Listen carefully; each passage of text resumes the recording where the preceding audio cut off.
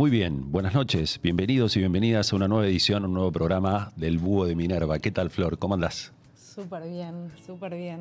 Contenta, un poco nerviosa hoy, porque tuve mucha repercusión de la persona que viene a estar con nosotros y me di cuenta de que, digamos, estamos ante alguien muy importante que pensaba, ¿no? Cuando capaz estudiaba en la facultad, hablar de los tribunales superiores de justicia era como, wow, ni sé quién puede estar ahí adentro. Y hoy tenemos acá a un ministro del Tribunal Superior de Justicia de la ciudad.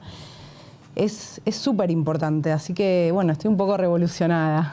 ¿Vos cómo estás? Es así. Muy bien. Y dispuesto aquí a presentarlo al doctor Luis Lozano, que está hoy presente. Voy a leer su CV, si ustedes me lo permiten.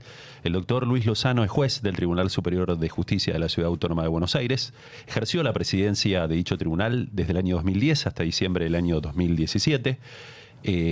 Fue secretario ejecutivo de la Comisión Iberoamericana de Ética Judicial de la Cumbre Judicial Iberoamericana entre el año 2014 y 2018, según los datos que aquí tengo, y fue presidente de la Junta Federal de Cortes y Tribunales Superiores de Justicia de las provincias argentinas y de la Ciudad Autónoma de Buenos Aires. Bienvenido al Búho de Minerva, doctor Luis Francisco Lozano. Muchas gracias por la invitación a ambos. ¿Todo bien? Sí. Estoy un poco como vestido de astronauta. Doctor, no sé si, digamos, para aclarar antes de conversar, ¿lo podemos tutear? ¿Es posible? Absolutamente. Ok. Bueno, muchas gracias. Gracias, Luis, por venir. Yo quiero empezar... Gracias por la invitación. Un placer. Estamos a 30 años de la democracia, estamos a 30 años de la reforma de la Constitución. Tiene que ver con la democracia. Y quiero saber qué balance haces en estos 30 años de toda la reforma y lo que implicó. A ver, yo he reparado en una frase de Rubén Marín hace poco hablando de la coparticipación. Rubén Marín dice, que es el que fue gobernador de La Pampa y fue convencional constituyente, dice en un momento en comisión, digamos, como miembro informante de la comisión, cada vez que nos acordábamos que éramos convencionales constituyentes, nos poníamos de acuerdo, y cada vez que nos íbamos alejando de este rol, empezaban nuestras diferencias. Y yo creo que esto es una definición realmente, casi diría cautivante por el modo, porque lo que está diciendo es, pensamos en grande durante mucho tiempo, y esto generó una reforma sumamente interesante. Yo creo que la reforma del 94 fue la reforma preparada con mayor legitimidad, con un acuerdo político que es algo, diría, casi inédito. Seguramente era inédito en el siglo pasado, ¿no? Es decir, eso está de más decirlo, pero aún pensando en términos históricos, diría que fue un acuerdo muy importante en el cual los vecinos de la ciudad de Buenos Aires pusieron poco interés, en mi opinión, y se llevaron mucho, como muchas veces ocurre, se los dieron. Los que dieron la autonomía, me parece que pensaron mucho más en reequilibrar el federalismo, así como se pensó en reequilibrar el presidencialismo, y me parece que al reequilibrar el federalismo tuvieron en mira algo que es indispensable, porque en el fondo el federalismo nuestro está originado en una especie de concesión a un conjunto de provincias díscolas. Bueno, ¿qué hay que hacer? Y bueno, darles algo para que se queden contentos. Y la verdad es que las áreas más exitosas del mundo, con extensiones grandes como es nuestro país, son todas federales. Pregúntense de dónde nace el federalismo que nosotros conocemos, Estados Unidos. ¿Es exitoso? Y difícilmente se puede considerar que no. ¿La Unión Europea es exitosa? Sí. Yo creo que esto me lo escuchaste decir porque me hiciste alguna pregunta parecida. La Unión Europea desarrolla un proyecto, digamos, que geopolíticamente hablando no es distinto del de Hitler. Obviamente yo no estoy comparando, es decir, pero la monstruosidad de Hitler no era el único problema de Hitler. La monstruosidad es lo que nos queda como recuerdo.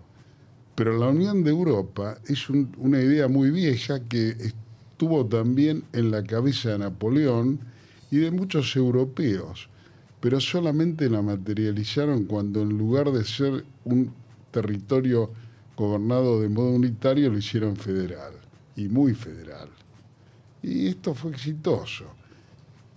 Podemos citar otras cosas. Creo que todo el mundo se da cuenta que Alemania ha sido exitosa siendo federal y con muchos problemas por obtener una unidad nacional. Rusia, en definitiva, ha sido una federación y es una federación.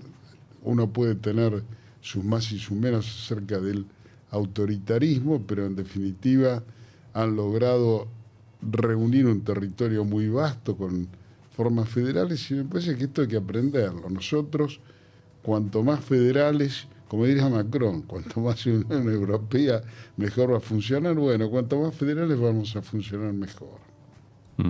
Yo, doctor, tengo una pregunta similar a la que le hizo Florencia, pero trasladado aquí al ámbito de la Ciudad de Buenos Aires. Ya pasaron 28 años de la sanción de nuestra Constitución local.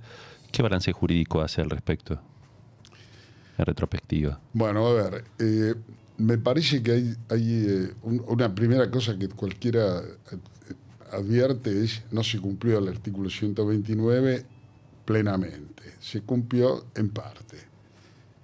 Pero también es cierto, y esto volviendo a la pregunta de Flor, la Constitución del 94 tampoco está cumplida en otros aspectos sumamente relevantes. El más categóricamente incumplido es la coparticipación, que no está revisada y que es una necesidad absolutamente urgente si nosotros queremos tener bienestar económico y desarrollo. Así no podemos, pero no sabemos cómo salir del atolladero.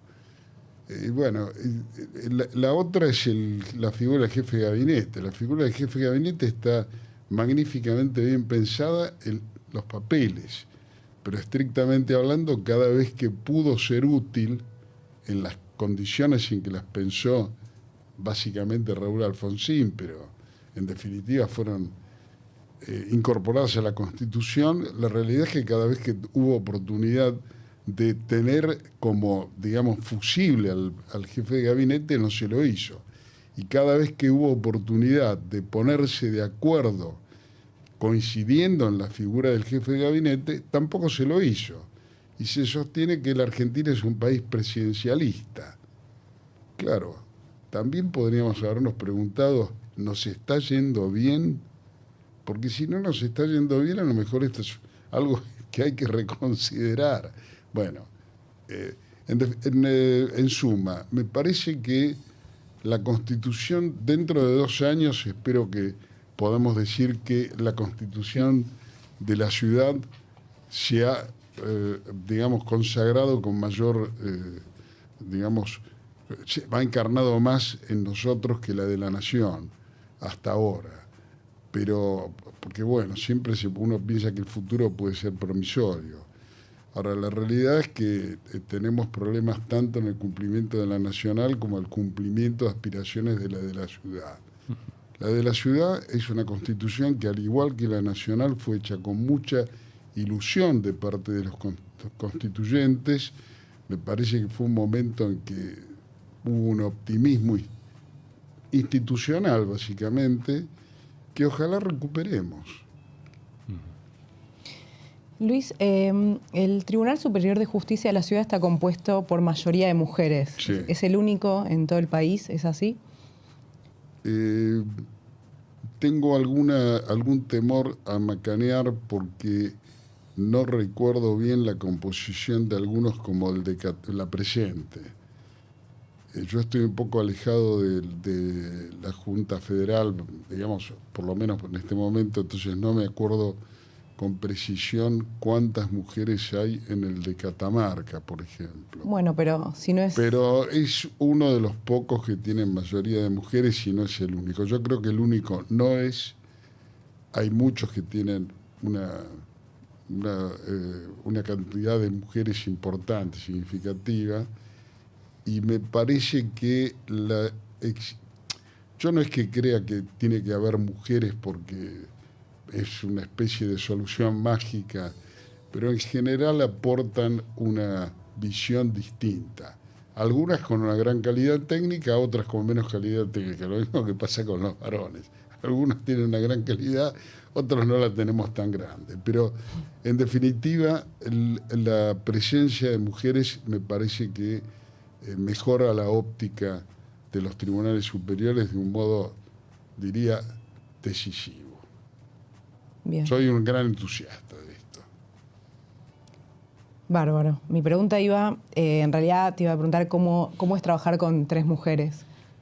Bueno, me parece que hay problemas en el trabajo en todos los tribunales colegiados, es decir, los tribunales colegiados no son tan sencillos, pero el problema no es si son mujeres o no son mujeres. Debo decir que a veces hay hay una cierta militancia femenina que yo no veo conducente, porque justamente creo que uno cuando está ahí debe despojarse un poco del ropaje propio. Pero bueno, esto es...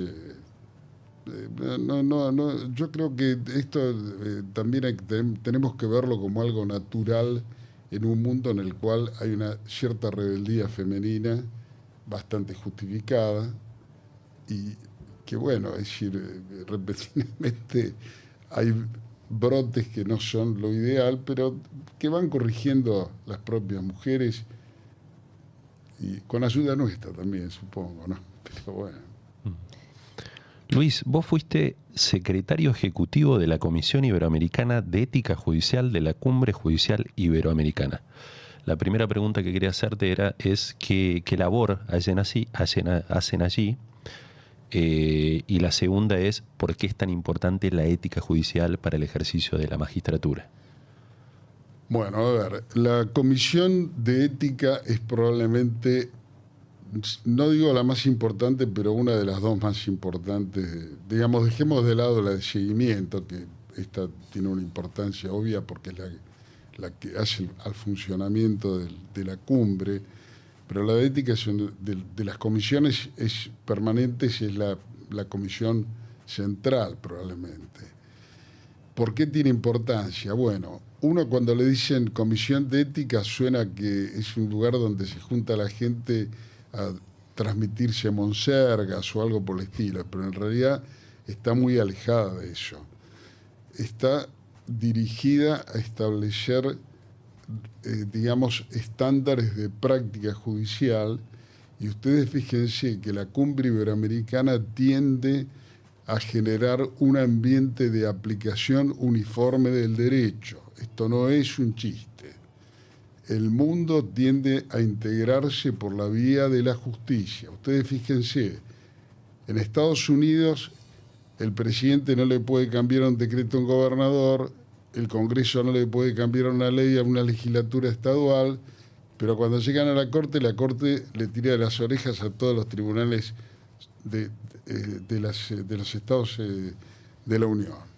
¿Y esto en qué redunda? En que aprovechando la energía que ponen los litigantes, en general particulares, no siempre, pero en general particulares, a veces organizaciones no gubernamentales, la Corte va conduciendo de un modo, coherente la práctica del derecho. Y al manejar la práctica del derecho, maneja buena parte de la relación que hay entre esos diversos estados que si no entrarían en guerra fácilmente. Nosotros tenemos quizás una menor, una visión, estoy hablando de la opinión pública, tiene una visión más confusa acerca de este rol, pero en última instancia el rol es el mismo en nuestro país. Ustedes fíjense que suele haber tensión cuando la Corte se pone a cumplir ese rol, pero es la única forma de hacer las cosas bien conforme a derecho. Y cuando ven el mundo europeo, en el mundo europeo los que dan la práctica uniforme del derecho, ¿quiénes son? Los del Tribunal de Estrasburgo. El Tribunal de Estrasburgo no abarca los 27 países de la Unión Europea, abarca 46 o 46, porque Rusia quedó excluida por la invasión a Ucrania. Pero ahí están Turquía, Azerbaiyán, Armenia, es decir, no son los países de la Unión Europea, son muchos más países. Y el Tribunal de Estrasburgo no se ocupa de los derechos humanos o de la tortura, se ocupa de esto, pero se ocupa de muchas otras cosas. Por ejemplo, hace ya más de 20 años le explicaron a Malta cómo tenía que hacer para separar o apartar un juez de una causa cuando tenía una relación familiar con el abogado de la parte. Bueno, caramba, esto es fuerte, ¿no? Y sin embargo, esto quiere decir en definitiva que se les convierte no en una cuarta instancia en términos técnicos, pero sí en una instancia para llevar los problemas de los países y para encontrar respuestas uniformes en todos, lo cual va generando integración. Entonces nosotros tenemos que defender esto a nivel nacional y también mirando a Costa Rica, que cumple una función parecida de un modo incipiente. Les quiero aclarar una cosa, en el Tribunal de Estrasburgo ustedes pueden citar la jurisprudencia de Costa Rica y les van a decir que bien, tomo nota. No les dicen, esto no tiene nada que ver, es al revés. La Corte de Estrasburgo, es decir, la de Derechos Humanos de la Unión Europea, más de una vez ha citado a la Corte Interamericana y tienen interés en hacerlo. ¿Crees que una vez que Milei logre reorganizar el país a través de la economía, tiene que venir un líder que sea de la justicia para integrar la parte más humana y social? No, yo no creo que la justicia deba dirigir la política en ningún sentido de la palabra. Pero la pregunta tuya es una pregunta complicada. Por empezar, porque no sé si Milei va a lograr lo que vos pusiste ojalá fuera así, pero no, yo no lo daría por sentado. Creo que en todo caso deberíamos contribuir todos a hacerlo y pedirle a Milei que nos deje contribuir también, por supuesto. Pero lo que sí creo es que nosotros tenemos, es muy importante la pregunta tuya en este sentido, no se trata de que los jueces vayan a dirigir a los políticos, al revés, los políticos tienen que liderar los procesos, porque son los que expresan la voluntad popular. Los jueces no expresamos la voluntad popular, es decir, tenemos nada que ver con esto. Al revés, lo que tenemos que hacer es respetarla y aplicarla a los casos concretos. Ahora, lo que sí es importante es que todo el elenco político y los propios jueces y en general el pueblo comprendamos que los jueces y el derecho, porque en definitiva es un poco la cara visible del derecho, sirven para que nos podamos entender y convivir. Es decir, esto es el punto clave, entender que la convivencia y la organización, es decir, el poder vivir en armonía, pero además el poder producir en armonía, que es la única forma de producir de un modo eficaz, se da a través de la aplicación del derecho y esto a través de los jueces. Entonces los jueces tienen que tomar la dimensión de esto, pero los políticos también. Y esto se nota mucho cuando se eligen jueces, especialmente los de la Corte Suprema de cualquier estado, el Estado nacional y los estados locales. Hay que tratar de que los jueces no tengan una dimensión académica. La dimensión académica es para garantizar una serie de conocimientos, la comprensión de ciertos temas, pero principalmente tiene que tener una visión institucional. Y una cosa que es una muy mala práctica de Argentina es creer que no se le puede preguntar a un juez qué piensa usted de la penalización del aborto, qué piensa usted del tipo de cambio múltiple, qué piensa usted de todo lo que tiene que ver con la aplicación de la Constitución. Esto me parece que si pudiéramos, digamos, ir para adelante en el sentido de adoptar la idea de que cuando viene alguien que se está buscando para el lugar, los 2/3 de votos que ocurren tanto a nivel nacional como en algunos de los estados locales, por ejemplo el nuestro, no deben conseguirse cambiando figuritas. Deben conseguirse de un modo que alguien que tenga más votos del puntapié inicial y quienes tengan menos votos hagan, digamos, el veto, la bolilla negra, cuando el puntapié inicial excede lo racional. Y además que podemos formularlo ante el pueblo, decirle, mire, este señor no lo elijo, no porque supongo que su conducta, no. Pongámonos concretamente a ver cómo resolvería una causa y entonces ahí podemos hablar en serio de lo que quiere decir elegir bien.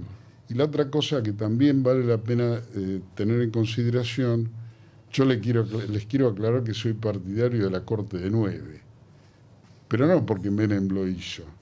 Soy partidario de la Corte de 9 porque el problema no es si son 9 o 5, el problema son los cambios bruscos.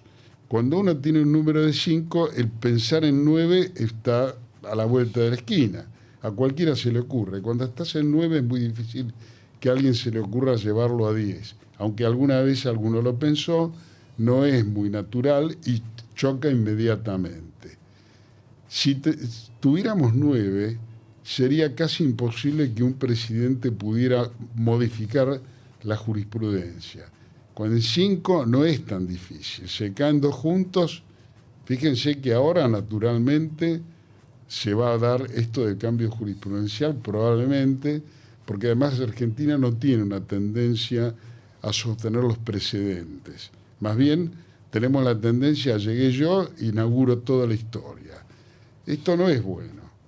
Y no es lo que se hace en otras latitudes, a las cuales les va mejor. Entonces, esto hay que aprenderlo.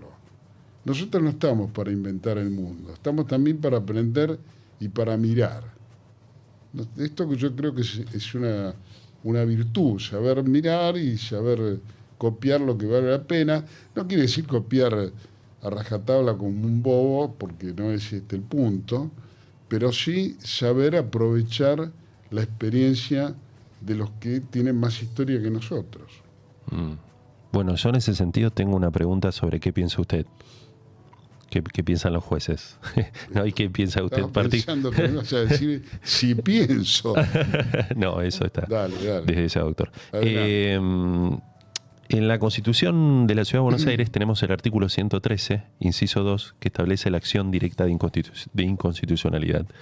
¿Qué idea tiene usted respecto de ese control abstracto de constitucionalidad que no está en todas las constituciones, ¿no? No. Que es como una excepción que tenemos en la ciudad. No está en todas las constituciones, es una herramienta relativamente, es de cirugía mayor, pero como toda herramienta de cirugía mayor es más tosca que las de cirugía micro. ¿Por qué? Porque ahí el juez está en la situación en que aparta la norma o no la aparta. Y a veces el problema está en dar cierto tipo de, digamos, moldear un poco la norma. Te doy un ejemplo.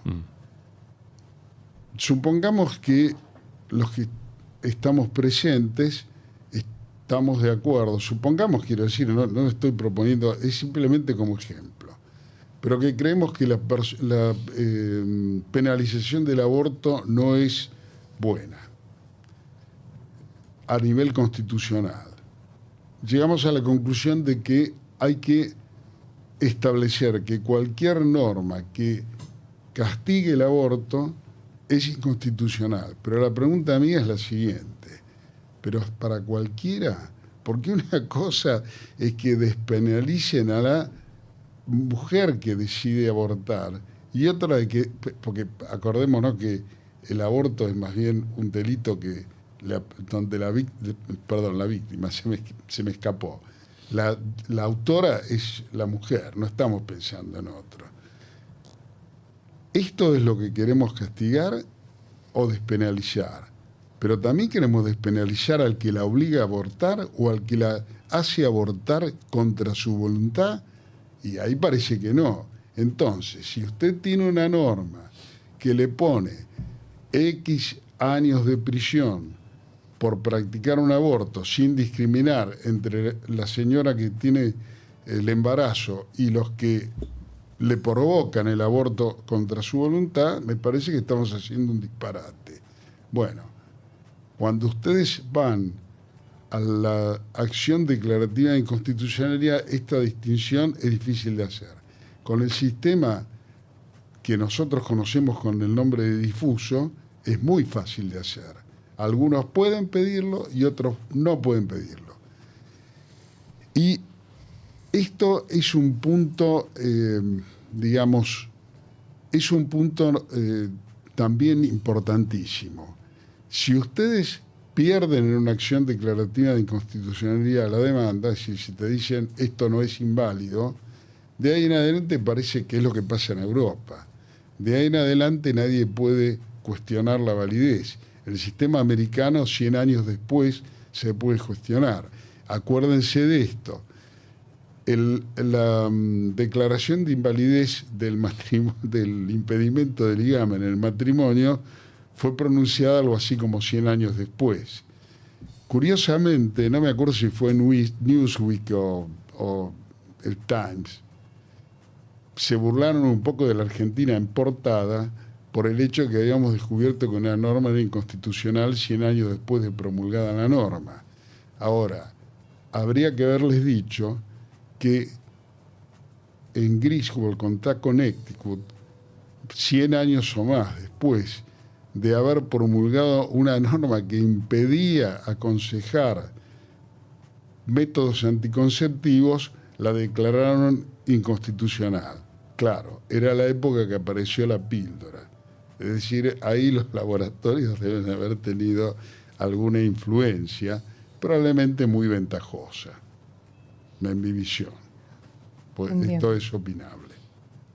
Con respecto a la coparticipación, ¿crees que se va a terminar de hacer el traspaso de las competencias federales a las locales?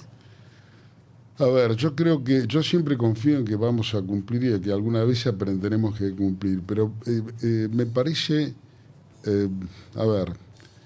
yo creo que el tema del cumplimiento de estas reformas constitucionales tan profundas como es el 129, no debe ser logrado como quien aplica el rojo y el verde en un semáforo. Tiene que haber comprensión, tiene que haber consustanciación, casi me pongo religioso con esto, ¿no? Tiene que haber una especie de internalización de cuál es el beneficio de la regla. Tanto para los ciudadanos de la ciudad o los habitantes de la ciudad, como nuestros compatriotas que habitan fuera de la ciudad o que están domiciliados afuera. ¿Por qué? Porque ustedes piensen esto. Si al que gana la elección de Estados Unidos además le regalaran la gobernación y el presupuesto de California, ¿ustedes creen que harían los demás estados? Lo querrían matar, porque con el estado californiano, simplemente porque ganó la elección presidencial, le están dando un presupuesto tremendo. No es solo un problema de California, es un problema de todo el resto, de Nueva York y de Nevada. En nuestro caso pasa exactamente lo mismo. Alguien que gana la presidencia gasta la plata del presupuesto de la ciudad en una buena medida. ¿Por qué? Y bueno, porque las competencias están radicadas todavía a nivel federal, etcétera. Y acá hay otra cosa que también clama al cielo. Pudimos ponernos de acuerdo en que pasara la Policía Federal, en la parte, digamos, que sirve para el mantenimiento de la paz, el orden, las investigaciones penales, etcétera, en la ciudad de Buenos Aires, pero no pudimos ponernos de acuerdo en pasar la justicia que se expide acerca de los daños en las medianeras, de las guardas de los menores de padres separados. Y yo pregunto una cosa. ¿Ustedes creen que tiene mayor interés federal los segundos dos ejemplos que el primero? Porque la verdad es que si a mí me lo dijeran y yo no conociera la historia de Argentina, especialmente la de los últimos años, te diría, mire, me parece que me está tomando el pelo. No sé siquiera si es un chiste esto. Bueno, pero es lo que nos ocurre. Entonces, esto lo tenemos que revisar. Pero esto requiere, digamos, meditación profunda de los provincianos y de los porteños. Eso no me cabe la menor duda. Es decir, yo creo que nuestros compatriotas que viven en provincias no siempre tienen claro este problema, no siempre tienen claro qué es lo que realmente les conviene, y yo creo que lo que les conviene a todos es un país auténticamente federal. Esto, es decir, las cuentas claras conservan la amistad. Fíjense una cosa, te doy otro ejemplo, si no se enojan, ¿no? Nosotros tenemos un tratamiento de aguas y cloacas que yo creo que ha sido muy exitoso desde sus comienzos. En alguna ocasión esto ha tenido, digamos, ha estado directamente influido por la necesidad de evitar enfermedades que tienen que ver con el agua contaminada. Bueno, ¿cómo se llama la compañía que se ha encargado de esto desde hace mucho tiempo? Se llama Obras Sanitarias de la Nación. ¿Saben lo que abastecía y sigue abasteciendo? La Ciudad de Buenos Aires, es decir, la capital federal, más, no me acuerdo si son 20 y pico, 24, 27, 25, 26 municipios de los alrededores. Luego se privatizó. ¿Cómo se llamó la compañía? Aguas Argentinas. Ojo, porque la compañía privatizada de Santa Fe se llamaba Agua de Santa Fe. La compañía de Córdoba se llamaba Agua de Córdoba, pero resulta ser que la de Buenos Aires se llamaba Aguas Argentinas. ¿Eso qué quiere decir? Que el resto de Argentina no es Argentina. Bueno, ¿cómo se llama ahora? Aguas y Servicios, creo que es Aguas y Servicios Argentinas. Sí. AISA. Nunca lo había pensado. Es cierto. Es que ¿sabes lo que pasa, Flor? Muchas veces esto termina siendo natural, pero lo natural, escúchame, hay una cosa que, esto sí lo debes haber pensado. Vos sabés que hay mucha gente que cree que naturalmente, te voy a dar el ejemplo histórico. Cuando yo estudié Derecho Civil, y no fue hace 3 centurias, te decían que era natural que el varón dirigiera el matrimonio, porque de ese modo se preservaba el orden en el matrimonio y la familia. A mí me chocaba, porque yo ya era, digamos, partidario de una conformación familiar distinta, como había sido la mayor parte de los de mi generación, aún en aquel momento. Pero yo te pregunto una cosa, ¿vos creés que algún matrimonio se preservaría en serio si uno de los dos mandase, que no necesariamente es el varón, pero si alguno de los dos mandase sin prestar atención a la voluntad del otro? Porque es cierto que en una pareja muchas veces uno toma la iniciativa, el otro o la otra acompañan. Sí, pero porque quieren. Pero si no es así, no funciona. Bueno, el federalismo es como el matrimonio. El federalismo no se mejora haciendo que alguien mande. Ese fue en todo caso el intento de la provincia de Buenos Aires, que termina siendo lo que es, un Estado más bien fracasado, al que tendríamos que ayudar porque es un Estado muy importante para todos nosotros. Y además hay que reconocer que no es fácil de conducir la provincia de Buenos Aires. O sea, no es que hay que creer que los de la provincia de Buenos Aires son ineptos. No, de ninguna manera. Tienen un problema en las espaldas complejo. Hay que tratar de... Ahora, ¿cómo se arregla esto? Como decía Macron de la Unión Europea, con más unión. Es decir, acá lo que hay que hacer es más federalismo. El federalismo es el mecanismo por el cual se juntan territorios grandes en, digamos, futuros exitosos. Pero claro, si nosotros no creemos en esto, bueno. Luis, ¿cómo ves el proceso de digitalización de los expedientes que se viene llevando a cabo en la ciudad de Buenos Aires hace unos años ya? Mirá, yo creo que es bastante exitoso, que ha funcionado. En general, te quiero aclarar que no es en la ciudad de Buenos Aires el único lugar donde es exitoso, ¿no? Está bien, la pregunta yo no te la quiero corregir, pero quiero corregir mi respuesta. En general, las provincias se han marchado más rápidamente hacia la digitalización incluso que la nación. Y yo creo que ha sido un proceso que terminó rematando en el momento en que la pandemia nos obliga a quedarnos en casa. Ahora, hay que seguir adelante, hay que empezar a incorporar inteligencia artificial, hay que aprender cómo manejarla, no es tan simple, pero esto es lo que no podemos eludir, porque nos viene. Es decir, yo me acuerdo en una ocasión, creo que en ese momento el que presidía la Corte de Chile, lo invitamos a dar una charla, digamos, a propósito de la digitalización, que era más adelantada en Chile que en Argentina, debe ser año 2013 o por ahí.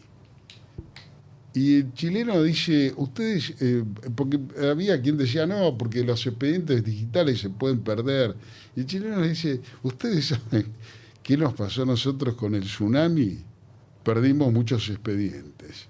Conservamos solamente los digitalizados. Te lo está diciendo. Es decir, nosotros tenemos muchos temores que tenemos que disipar. Y los temores se disipan con la experiencia, pero la experiencia se puede anticipar con la cabeza. Y hay que tratar de hacerlo. Porque vos pensá una cosa. Yo soy de una generación donde vas a encontrar mucha gente que te dice, no, pero yo añoro tocar la hoja de papel, le paso la yema del dedo un poco ensalivada para que se... Claro, y seguramente en Egipto algunos deben haber dicho que me vienen a jorobar con el papiro si están estas tabletas de arcilla con la escritura cuneiforme que son tan maravillosas y no se las lleva el viento. Claro. Sí, está bien. Y si seguís para atrás, vas a hacer, es decir, los expedientes los vas a pintar en la cueva de Altamira. Sí. Bueno, perdón. Se entiende, ¿no? Está buenísima la analogía. Me encantó. Sí. Vos no tenés una mirada apocalíptica. Vos decís... No, es que ¿sabés lo que pasa? Sí. Yo tengo la impresión de que ante el crecimiento de los conocimientos hay una vieja frase: relax and enjoy. No hay otra forma. No, es decir, tampoco uno tiene que tomar una actitud pasiva. Uno lo que tiene que hacer es enfrentar, digamos, con la razón los nuevos fenómenos y ver cómo puede aprovecharlos. Impedirlos es el tema de que te pongo la tapa de la olla a presión y no funciona ni entre nosotros, ni funciona en ningún lugar del mundo. Hay regímenes políticos y culturas que tienden a reducir esto. Yo creo que nosotros estamos básicamente más bien en una cultura occidental que ha tendido a partir de cierto momento, ya digamos relativamente antiguo, ha entendido que la libertad de expresión tiene un rol formidable, no solamente en el reconocimiento de la dignidad humana. En esto sí tiene un rol formidable.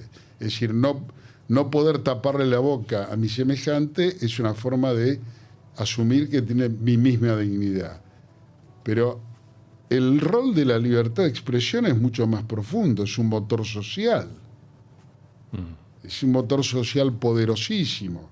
Y empiecen a ver cómo esto se transmite en sociedades que repentinamente están estancadas, pero cuando aparece aparecen esto de las redes sociales, eso que yo no quiero ni manejar, pero empieza a aparecer esto como un vehículo de información y empiezan a crecer y empiezan claramente a desordenarse, porque no puede ser de otra manera, pero empiezan a evolucionar. Y es una tendencia en el mundo. Y el recupero del equilibrio, del orden, etcétera, tiene que ser hecho con inteligencia, no con imposición. Perfecto. Porque la imposición requiere un costo, asumir un costo que suele ser infinito. Y en realidad es infinito porque es inútil. Aunque le agreguen unidades monetarias, no camina. La cuestión del aspecto polisémico de los textos, ¿es una dificultad para interpretar el derecho, las leyes? ¿Cómo debe interpretar la ley un juez? A ver,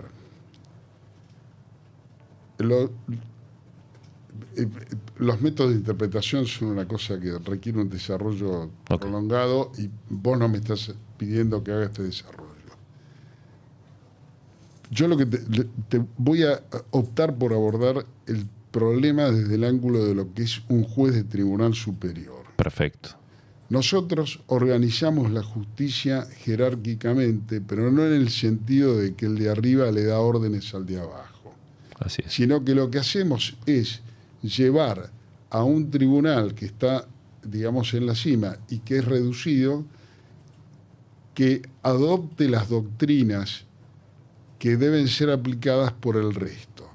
No lo dejamos toquetear la causa. ¿Por qué?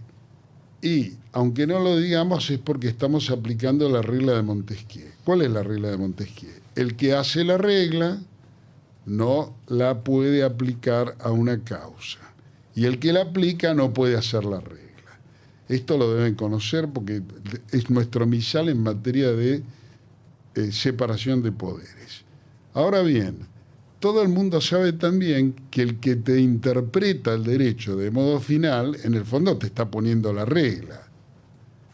No de un modo omnímodo, porque no puede decir cualquier tontería. A ese fin está la hipótesis de la remoción por el juicio público de que hablan las constituciones. Pero lo cierto es que es el que te pone la regla. Entonces, ¿vos qué haces? Separás a ese fulano que pone la regla de la resolución de los hechos de la causa. Y el Tribunal Superior, la Corte Suprema, el Tribunal Superior de la Ciudad de Buenos Aires, o el de Jujuy o el de Catamarca, es lo mismo, lo que hacen es conducir el modo en que se imparte justicia mediante la formulación de doctrinas. Esto cuando cumplimos nuestro rol, no siempre lo cumplimos, porque esto también hay que reconocerlo. Es decir, perfectos no somos. Pero la idea que está en la organización judicial es esa.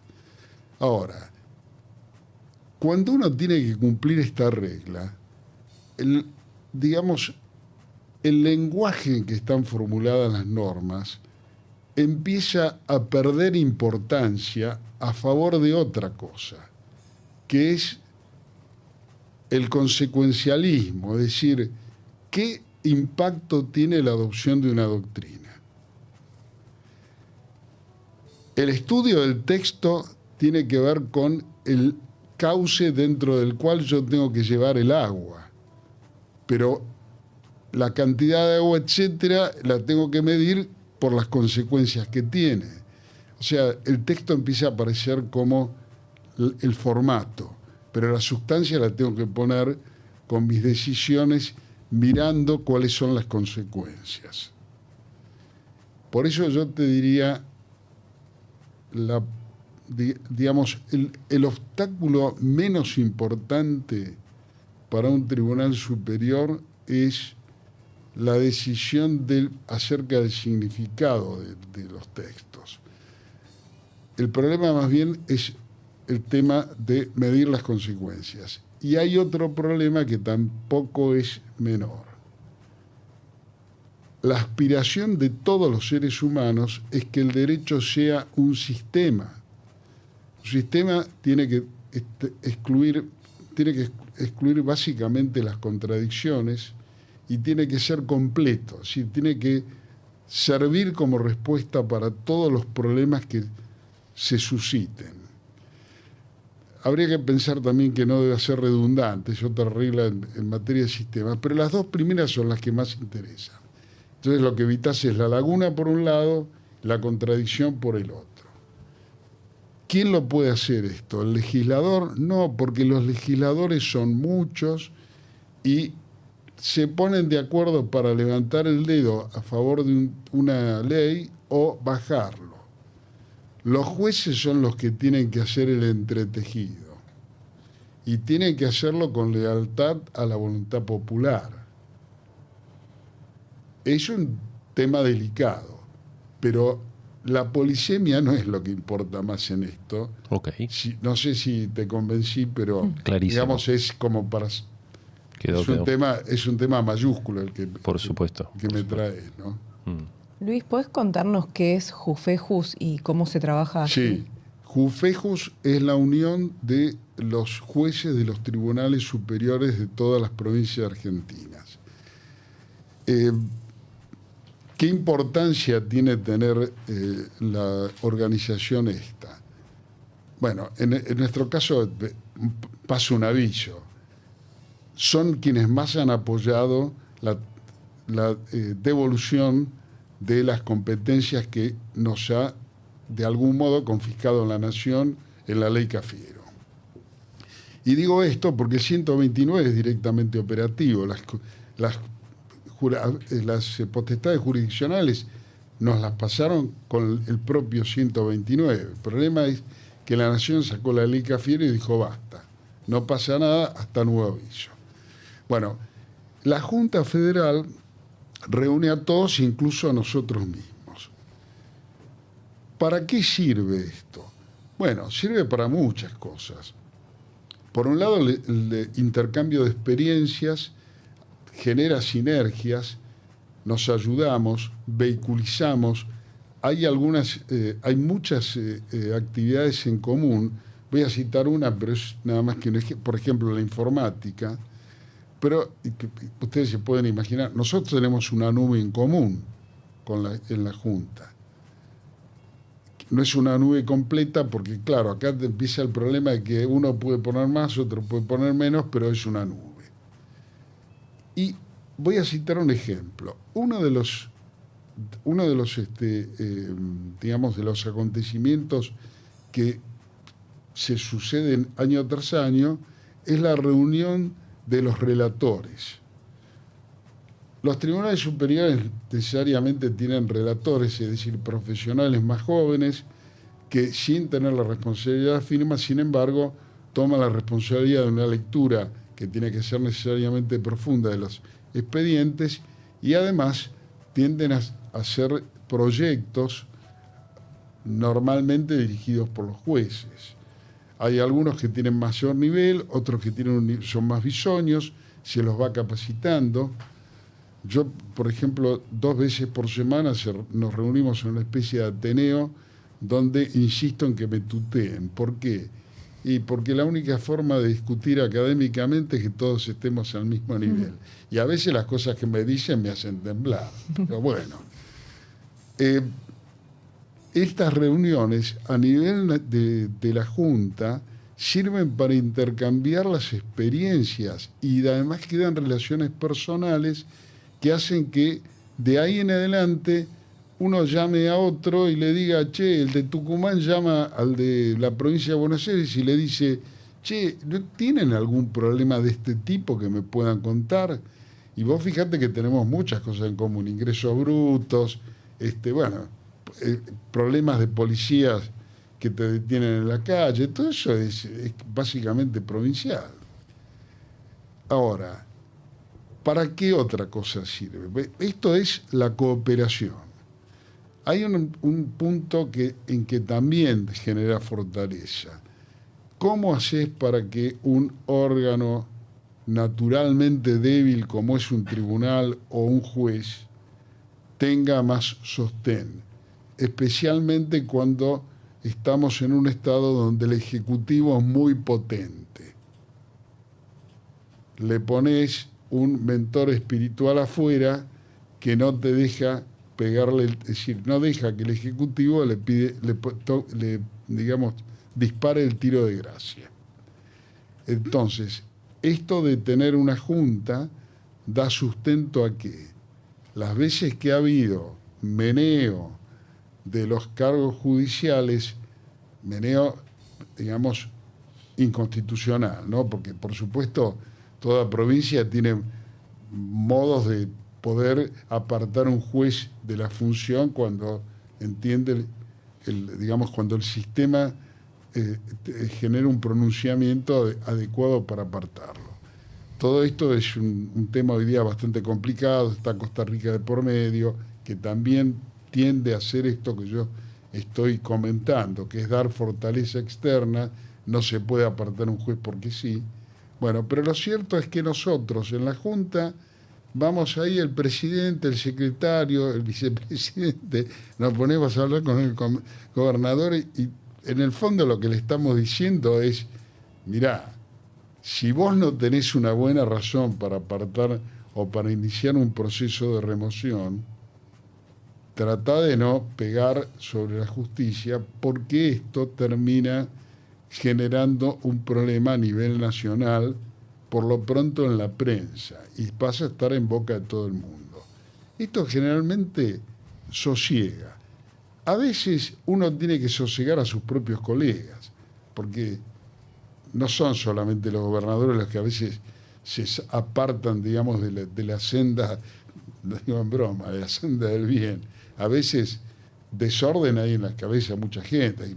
A veces hay que calmar a un juez que por ahí está tomando actitudes ostensibles que son mal vistas, etcétera. Yo quiero volver un poco atrás porque no me acuerdo por qué, pero me aparté de algo que quería decirles de la Comisión Iberoamericana. Sí. Que lo quiero decir porque poca gente lo advierte y es muy importante esto.